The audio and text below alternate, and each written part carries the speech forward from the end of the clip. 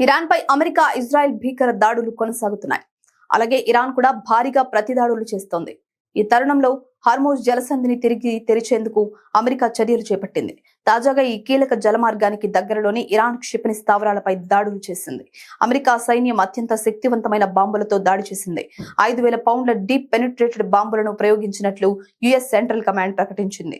ఈ స్థావరాల్లోని ఇరాన్ నౌకా విధ్వంసక క్రూయిజ్ క్షిపణులు జలసంధిలో అంతర్జాతీయ నౌకాయానానికి ముప్పుగా పరిణమించాయని చెప్పుకొచ్చింది. అమెరికా, ఇజ్రాయెల్ తమ దేశంపై చేస్తున్న యుద్ధానికి ప్రతీకారంగా ప్రపంచ చమురులో 5వ వంతు ప్రవహించే హార్మోజ్ జలసంధిని ఇరాన్ మూసివేసిన తరువాత ఈ బాంబు దాడి జరిగింది. ఈ దిగ్బంధనం సముద్ర రవాణాను తీవ్రంగా దెబ్బతీసింది. దీంతో ప్రపంచవ్యాప్తంగా ఇంధన ధరల పెరుగుదలకు కారణమైన విషయం తెలిసిందే. అయితే జలసంధిపై ఇరాన్ ఇప్పటికే ఒక ప్రకటన కూడా చేసింది. యుద్ధంలో పాల్గొనని దేశాలకు చమురు సరఫరా చేసే నౌకలకు అనుమతిస్తున్నట్లు తెలిపింది. ఇక అమెరికా తాజాగా ప్రయోగించిన బాంబులు అత్యంత శక్తివంతమైనవి. ఈ బంకర్ బస్టర్ బాంబు ఖరీదు సుమారు $2,88,000. అయినప్పటికీ గత సంవత్సరం ఇరాన్ అణుస్థావరాలపై అమెరికా వేసిన 13,600 కిలోల బాంబుల కంటే ఇవి తక్కువ శక్తివంతమైనవి.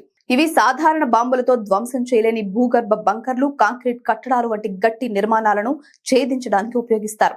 ఈ బాంబు బరువు సుమారు 2,267 కిలోలు. బంకర్ బస్టర్ అంటే భూగర్భంలో ఉన్న గట్టి నిర్మాణాలను ఛేదించే బాంబు. క్షిపణి శైలోలు, కమాండ్ సెంటర్లు, బలమైన రక్షణ గల స్థావరాలను ధ్వంసం చేయడానికి వీటిని ఉపయోగిస్తారు. మరోవైపు నాటో మద్దతు లేకపోయినా ప్రపంచ చమురు రవాణాకు కీలకమైన హార్మూజ్ జలసంధి త్వరలోనే భద్రతలోకి వస్తుందని ప్రెసిడెంట్ ట్రంప్ ధీమా వ్యక్తం చేశారు.